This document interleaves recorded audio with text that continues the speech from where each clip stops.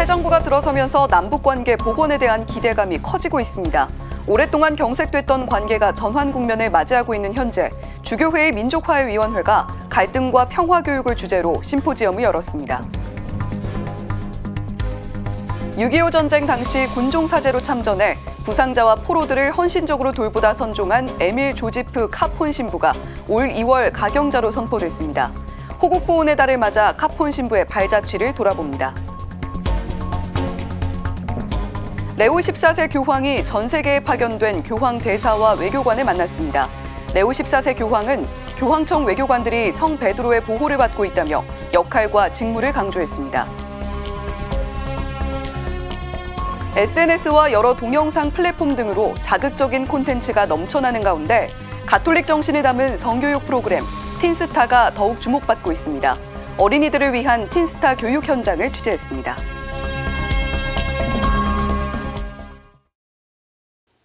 시청자 여러분 안녕하십니까? CPBC 뉴스플러스입니다. 올해는 광복 80주년이자 분단 80년이 되는 해입니다. 주교회의 민족화해위원회가 민족의 화해와 일치를 위한 기도의 날을 앞두고 갈등과 평화교육에 대한 심포지엄을 열었습니다. 한반도 평화교육은 우리 안에 뿌리내린 폭력성을 성찰하는 데서 출발해야 한다는 의견이 나왔습니다. 윤재선 기자가 전해드립니다. 올해 민족의 화해와 일치를 위한 기도의 날 심포지엄의 주제는 갈등과 평화교육. 주교회의 의장 이용훈 주교는 올해 광복 80주년을 맞이하지만 우리 현실은 결코 평화롭지 않다며 새로운 평화의 길이 열리길 기대했습니다. 이제는 남북 간, 지역 간, 계층 간 분열과 갈등, 편견과 아집의 삶을 청산하고 새로운 평화와 화합의 길이 열리길 우리 모두 희망해야 하겠습니다. 주교회의 민족화해위원장 김주영 주교는 갈등이 해소되는 것을 바라기보다 갈등을 어떻게 극복하느냐가 우리 앞에 놓인 과제라고 말했습니다. 그 갈등을 어떻게 대화와 경청, 협력으로 이렇게 극복하느냐, 이것이 늘 우리 삶 안에서의 또 우리 민족의 어떤 현실 안에서 좀 숙제가 아닌가 싶습니다. 갈등 심리와 평화 교육을 주제로 발표한 통일연구원 박주화 박사는 평화에 대한 무비판적 확신을 경계했습니다. 내가 이야기하고 있는 평화가 절대적이고 옳다라는 생각에서 벗어나서 나는 과연 어떤 평화를 이야기하고 있는가? 그런 의심의 순간들을 내가 가지는 것뿐만 아니라 상대방이 나에게 그런 의심을 가지는 것에 대해서도 우리는 그것을 인정하고 수용을 할 수 있는 그런 모임, 그런 대화가 이제 평화교육이 나아갈 바가 아닌가. 평화교육은 단순히 옳은 것을 가르치는 교육이 아니라 무엇이 옳은가를 질문하게 만드는 교육으로 전환돼야 한다는 겁니다. 분단의 구조적 폭력을 인식하지 못하는 이유도 살폈습니다. 박주화 박사는 우리 사회가 안보를 위해 감내해온 다양한 형태의 희생을 생존을 위한 어쩔 수 없는 선택이라며 정당화하는 심리적 메커니즘에 그 이유가 있다고 설명했습니다. 분단 속에서 살아왔던 모든 것들이 많은 경우가 살기 위해서 어쩔 수 없이 우리가 이렇게 하는 거 아니야 라고 정당화가 되기 때문에 폭력을 느끼지 못하는 거일 수 있습니다. 그런 점에서 한반도 평화교육은 바로 우리 자신 안에 내재화된 폭력성을 인식하고 성찰하는 데서 출발해야 한다고 강조했습니다. 역설적으로 평화보다 폭력에 초점을 두고 평화교육을 시도할 필요가 있다는 제안도 내놨습니다. 보이지 않는 평화보다 드러난 갈등과 폭력을 직시할 때 평화를 구축하기 위한 조건이나 접근법도 달라질 수 있다는 겁니다. 그렇게 평화의 길을 맹목적으로 걷지 않고 함께 질문하고 대화하며 걸어가는 여정이 한반도 평화교육의 미래라고 밝혔습니다. 평화를 강요하고 설교하는 게 아니라 함께 평화를 만들어가는, 평화를 구성해가는 그런 기회들이 좀 많아졌으면 하는 바람을. 평화교육을 위한 전환을 주제로 발표한 숙명여대 교육대학원 함세정 박사는 지금의 평화교육에서 가장 중요한 건 답은 이미 정해져 있다는 식의 단순한 해답 찾기에서 벗어나는 것이라고 말했습니다. CPBC 윤재선입니다. 6.25 전쟁 당시 군종사제로 참전해 박애를 실천한 에밀 조지프 카폰 신부가 올해 2월 가경자로 선포됐습니다. 부상자와 포로들을 돌보다 선종한 카폰 신부의 발자취를 이힘 기자가 보도합니다.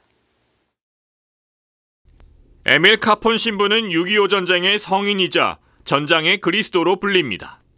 1916년 미국 캔사스주의 가난한 가정에서 출생한 카폰 신부는 1940년 사제품을 받고 6.25 전쟁이 발발하자 1950년 7월 미 육군 군종사제로 한국에 파견됩니다. 카폰 신부의 부대는 함경도 원산까지 진격하지만 11월 중공군의 인해 전술에 막혀 포위됩니다. 카폰 신부는 몇 차례나 중공군 포위망을 탈출할 기회가 있었지만 그대로 남아 부상병들을 보살피는데 최선을 다합니다. 벽동 포로 수용소로 옮겨진 카폰 신부와 부상병들은 평안북도의 매서운 겨울 추위와 굶주림으로 몹시 고통받았습니다. 그러면서도 수용소에서 6개월가량 지내면서 수용소 내 모든 장병의 영혼을 따뜻하게 위로해준 목자였습니다.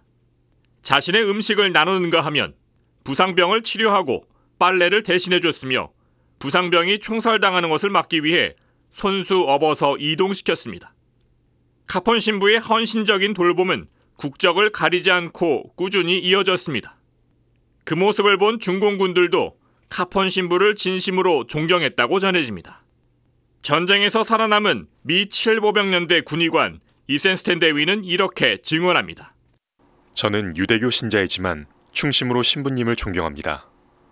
카폰 신부님은 위대한 정신적 지도자였고 우리에게 커다란 도덕적 기준이 되어주셨습니다. 카폰 신부는 세균 감염으로 인해 한쪽 눈과 다리에 이상이 생겨 1951년 만 35살에 선종합니다. 예수님을 닮은 카폰 신부의 희생과 투철한 신앙심은 시간이 흐를수록 더욱 주목받고 있습니다. 교황청은 2012년 카폰 신부의 10억 시성을 위한 조사에 돌입했으며 이듬해엔 오바마 미국 대통령이 그에게 명예훈장을 수여했습니다. 2021년에는 하와이 무명용사들의 묘에서 카폰 신부의 유해가 기적처럼 발견됐고 같은 해 7월엔 문재인 대통령이 최고 등급인 태극 무공훈장을 추서했습니다. 교황청은 올해 2월 카폰 신부를 복자 전 단계인 가경자로 선포하기에 이릅니다. 군종교구 이응석 신부는 호국 보훈의 달을 맞아 카폰 신부를 비롯한 6.25 전쟁 희생자들을 기억해주길 희망했습니다. 우리가 어려울 때 도와준 많은 세계의 우방국들 도움이 있었고 그것에 대해서는 우리가 항상 늘 감사하는 마음을 가지고 또 그들의 희생에 대해서 늘 기억하고 고마워하는 것이 맞지 않을까 싶습니다. CPBC 이힘입니다. 레오 14세 교황이 즉위 후 처음으로 전 세계에 파견된 교황청 외교관들을 만났습니다. 교황은 외교관들에게 항상 작고 가난한 이들 편에 서달라고 당부했습니다. 서종빈 기자가 전해드립니다. 레오 14세 교황이 10일 바티칸에서 전 세계에 파견된 눈치오, 즉 교황 대사와 외교관들을 만났습니다. 교황은 역대 교황들이 교황청 외교관과의 첫 만남에서 그랬던 것처럼 이들에게 사도 베드로와의 유대를 상징하는 반지를 선물했습니다. 반지에는 섭 움브라 페트리, 즉 베드로 아래 그림자라는 뜻의 문구가 새겨져 있습니다. 이는 교황청 외교관들의 헌신과 봉사가 성 베드로의 보호를 받고 있다는 사실에 위로를 받으라는 의미입니다. 교황은 연설에서 사도행전 3장 베드로가 불구자를 고치다 편을 인용하며 외교관들에게 언제나 베드로의 눈이 되달라고 요청했습니다. Siate uomini capaci di costruire relazioni lì dove si fa più fatica, ma nel fare questo conservate la stessa umiltà e lo stesso realismo di Pietro, che sa benissimo di non avere la soluzione a tutto. 교황은 전 세계에 교황을 대표해 파견되는 교황청 외교 사절단은 가톨릭 교회와 보편성을 상징한다고 말했습니다. 그러면서 세계 어느 나라도 교황청 외교관만큼 친교와 하나로 단결된 외교단은 없다고 밝혔습니다. 이어 교황청의 외교는 교황청이 제시하는 인류의 형제애와 민족 간 평화라는 메시지의 모범이 된다고 설명했습니다.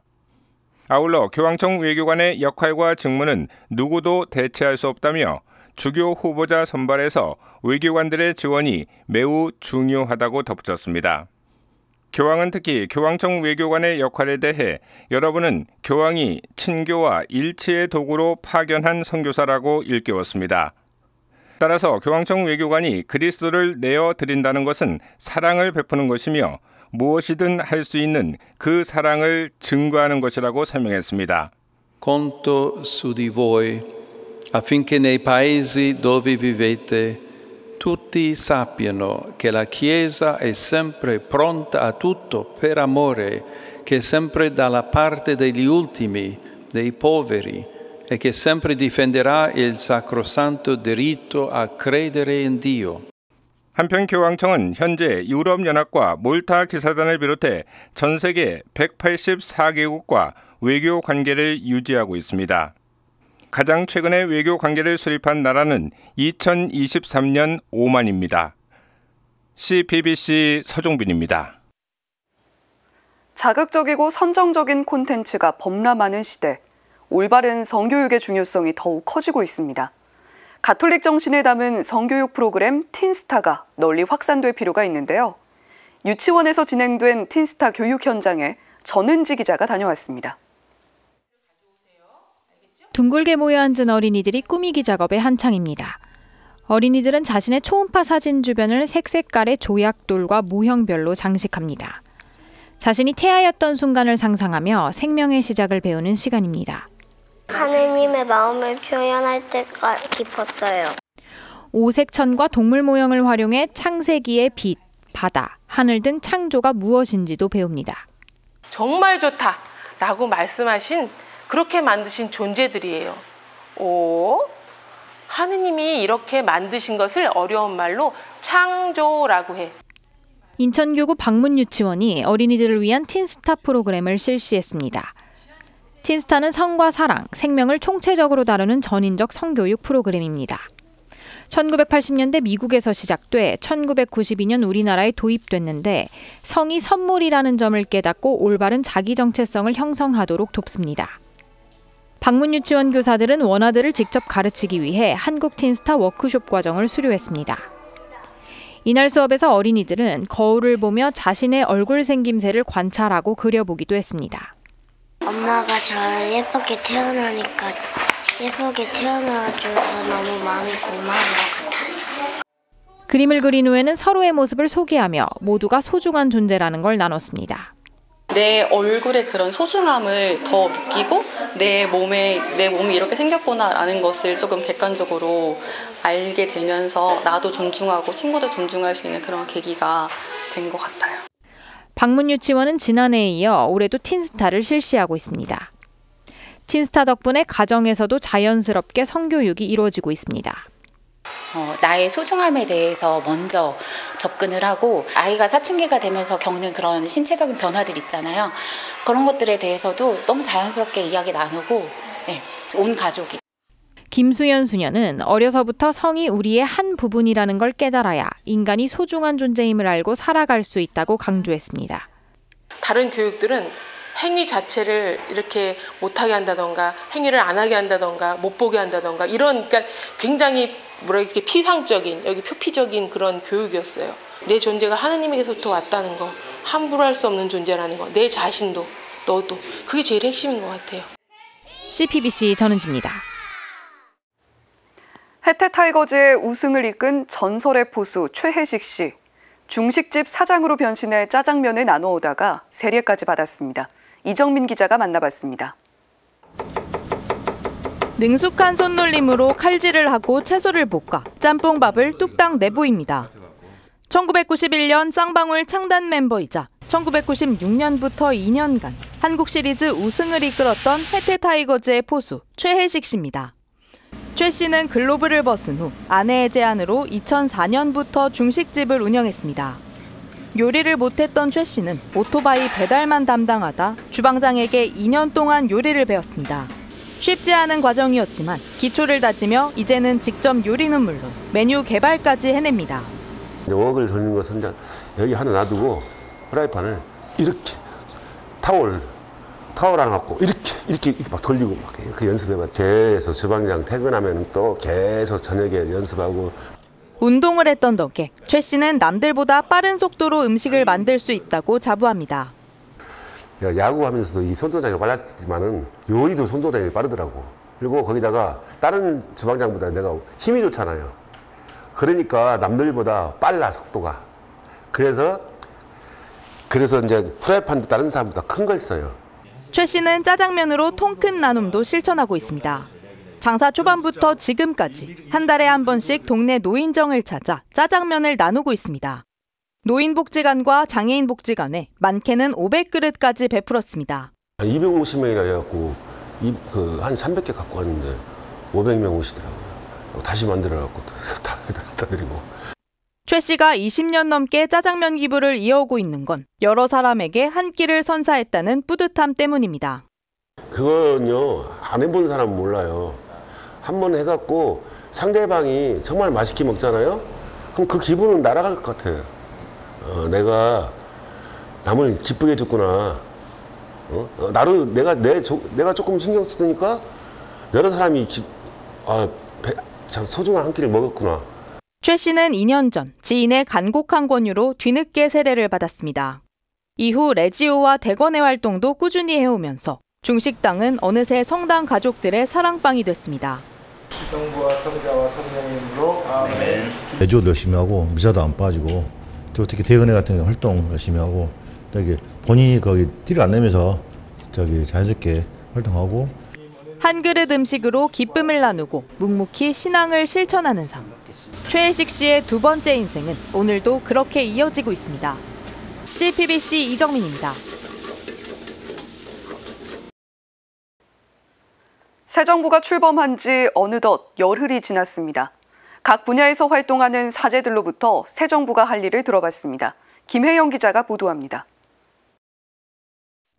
비상계엄 사태로부터 6개월 만에 출범한 새 정부의 이름은 국민주권정부입니다.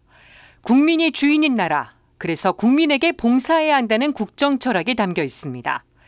주교회의 정의평화위원회 총무 하성룡 신부는 새 정부에 민주주의 근본을 잊지 말아달라고 당부했습니다. 민주주의의 기본 원리는 국민에게 봉사하기 위한 정치 권력이다.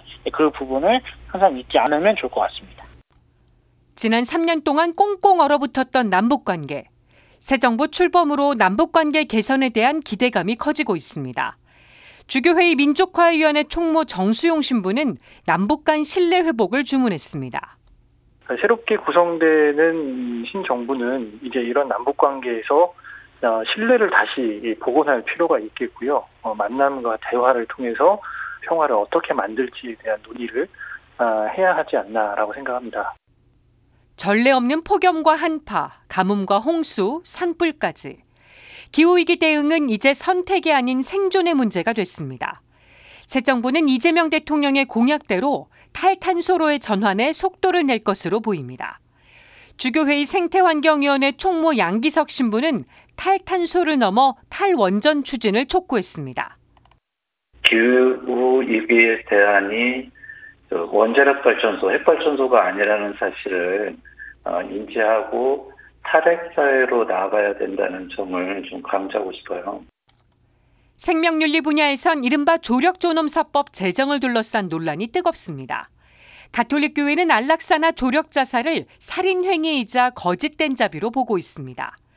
이재명 대통령은 입장을 밝히지 않은 상태. 서울대교구 생명위원회 사무국장 오석준 신부는 새 정부가 인간의 존엄에 대해 실질적인 인식을 가져주길 희망했습니다. 말로만 인간의 존엄을 이야기하면서 실질적인 부분에서는 자기 자신을 훼손시키고 있다는 것을 인식해야 됩니다. 특히 조력 안락사, 즉 의사조력 자살에 대해서 경계가 좀 필요합니다. 사회복지 분야에선 어르신과 장애인 돌봄 문제가 현안입니다. 한빛 종합사회복지관 관장 이원석 신부는 새 정부의 적극적인 지원을 요청했습니다.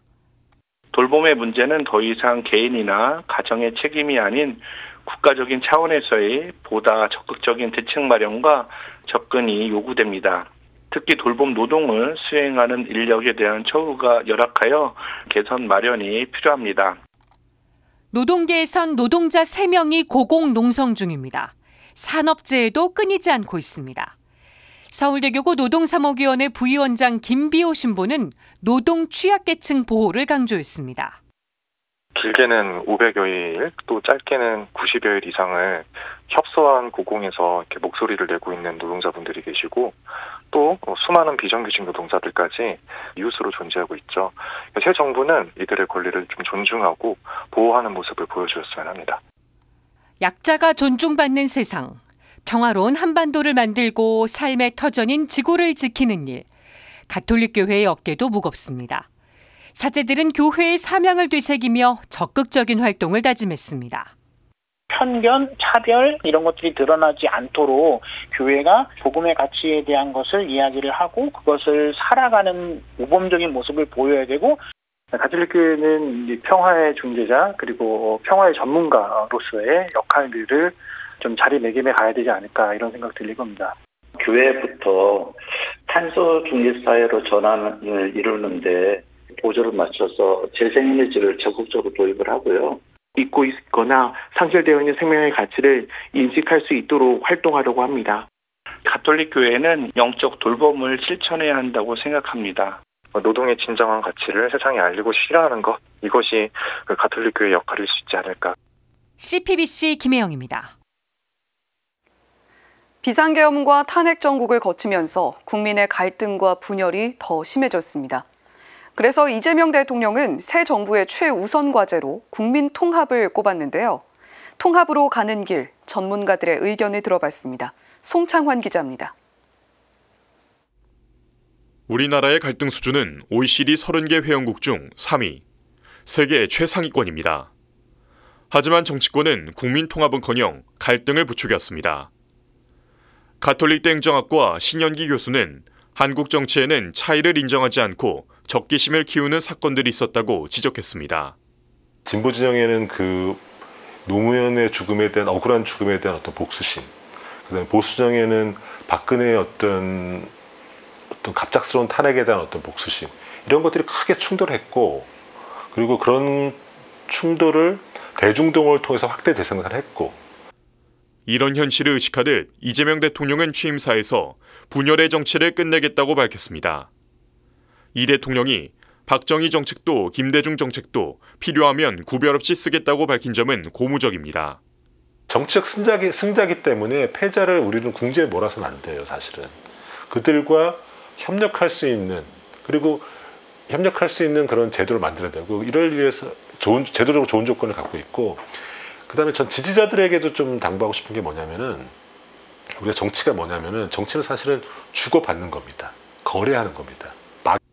이재명 대통령은 득표율 49.42%로 당선됐습니다. 역대 최다 득표를 했지만 과반을 넘기지 못한 민심의 뜻을 살펴볼 필요가 있습니다. 시민들에게, 학생들에게도, 그리고 정치인들에게도, 대통령에게도 다른 생각을 하고 있는 사람들, 그들 정죄하지 말고, 재단하지 말고 일단 그들이 어떤 생각하는지 좀 들어주셔라, 이런 이야기를 좀 드리고 싶습니다. 통합은 정치 분야에만 국한되지 않습니다. AI 3대 강국을 공약으로 내건 이 대통령. 첨단 산업 육성과 함께 취약계층을 살피는 일도 필요합니다. 그 AI를 강조하다 보면 저는 필연적으로 사실은 그 파이가 특정 계층, 그리고 그 AI 기술을 잘 활용할 수 있는 사람들에게 집중될 가능성이 높다는 생각을 합니다. 그러면 이재명 정부에서는 여기서 소외된 사람들을 어떻게 통합할 것인가, 이 사람들을 위한 어떤 정책을 펼 것인가가 사실은 또 중요한 과제가 아닐까라는 생각을 하고 있습니다. 모든 국민을 아우르고 섬기는 모두의 대통령이 되겠다고 밝힌 이재명 대통령. 통합의 의지를 보여줄 첫 단추는 인사가 될 전망입니다. CPBC 송창환입니다.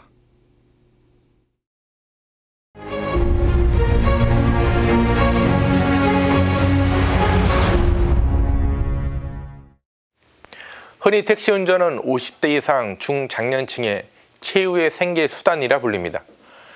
특별한 경력이 필요 없고 바로 시작할 수 있고 무엇보다 나이 제한이 없기 때문입니다. 편의점이나 치킨집처럼 프랜차이즈 창업 비용과 비교하면 저렴한 비용으로 일을 시작할 수 있는 것도 택시 운전의 장점으로 꼽힙니다. 또한 몸이 아프면 쉬어가며 일할 수 있는 것도 택시 운전을 고령자들이 선호하는 이유이기도 합니다. 그 택시 운전에 사람들이 몰리고 있습니다. 지난해 택시 운전 자격시험 응시자 수가 역대 최대를 기록했습니다. 한국교통안전공단에 따르면 5만 2천 명을 넘는 인원이 시험에 몰렸습니다. 역대 최다 응시 인원입니다. 2023년도와 비교하면 50% 이상 증가했습니다. 전문가들은 경기 침체를 원인으로 꼽습니다. 내수 부진 등으로 폐업한 자영업자들과 구조 조정 등으로 일자리를 잃은 이들이 급하게 생계 수단을 찾아 택시 운전으로 몰렸다는 겁니다. 또한 물가 상승으로 소비자들이 배달 음식을 줄이는 등 지갑을 닫자 배달 운송 노동자들이 택시 운전으로 자리를 옮긴 것도 주요 이유로 파악합니다. 하지만 면허를 취득했다고 바로 택시 운전을 할 수는 없습니다. 각 지자체에서 운행 택시 대수를 제한하고 있기 때문입니다. 택시 운전을 하기 위해서는 기존의 운전자에게 택시 면허를 사야 하는데 택시 운전을 하겠다는 이들이 늘어나자 개인 택시 면허 가격도 치솟고 있습니다. 서울 개인택시조합에 따르면 지난해 개인 택시 면허 가격이 1억 원을 돌파하더니 올해는 1억 1천만 원을 넘어섰습니다. 이 역시 역대 최고치입니다. 택시 면허 가격이 치솟고 있지만 개인 택시 운전을 하겠다는 이들은 계속 몰리고 있습니다. 모두 경제 불황에 그늘진 모습입니다. 경제 불황은 통계상으로도 확인됩니다. 한국은행에 따르면 우리나라 올해 1분기 경제 성장률이 마이너스 0.2%를 기록했습니다. 한국은행은 올해 경제 성장률 전망을 0%대로 전망합니다. 사실상 한국 경제가 멈추었습니다. 그러자 한국은행은 지난달 29일 기준금리를 인하했습니다. 시장에서는 경기 부양을 위해 더 내릴 수 있다는 전망도 나오고 있습니다. 새로 들어선 정부도 경제 살리기를 최우선 과제로 꼽고 있습니다. 김민석 국무총리 후보자는 지금은 제2의 IMF와 같은 위기 상황이라고 말했습니다. 이재명 대통령도 성장이 있어야 분배가 있다며 전 국민 25만 원 재난지원금을 포함한 20조 원으로 예상되는 추경을 논의하고 있습니다. 지난 정부가 재정 건전성에 집착하며 복지 비용 등을 줄인 것과 다르게 확대하는 재정은 우리 공동체 약자들을 위해 집행되어야 합니다. 또한 시장에 풀어진 돈이 아파트 등 자산 가격 거품의 상승으로 이어지지 않게 관계 당국의 감독이 필요합니다. 경제 성장뿐만 아니라 경제 불평등 완화와 소득 분배 문제에도 더 신경 쓰길 바랍니다. 우리 사회 약자들을 위한 경제 회복이 이루어져야 합니다. 사회적 약자를 품는 모두의 경제, 모두의 대통령이 되길 기도합니다. 오늘 사제의 눈 제목은 개인 택시 면허 1억입니다. 성장만이 아닌 사회적 약자까지 품는 모두의 경제가 되길 바라며 오늘도 평화를 빕니다. 광복 80주년을 맞이하는 올해 80년 시간이 무색하게 얼어붙었던 남북 사이에 작은 바람결이 스치고 있습니다. 광복 80년, 과거의 고통을 기억하는 데 그치지 않고 미래의 평화를 준비할 시간입니다. 가장 불가능해 보이는 때 새로운 문을 열어온 역사의 순간이 우리 앞에 평화의 용단을 깔아주기를 기대해봅니다. CPBC 뉴스플러스 마칩니다. 시청해주신 여러분 고맙습니다.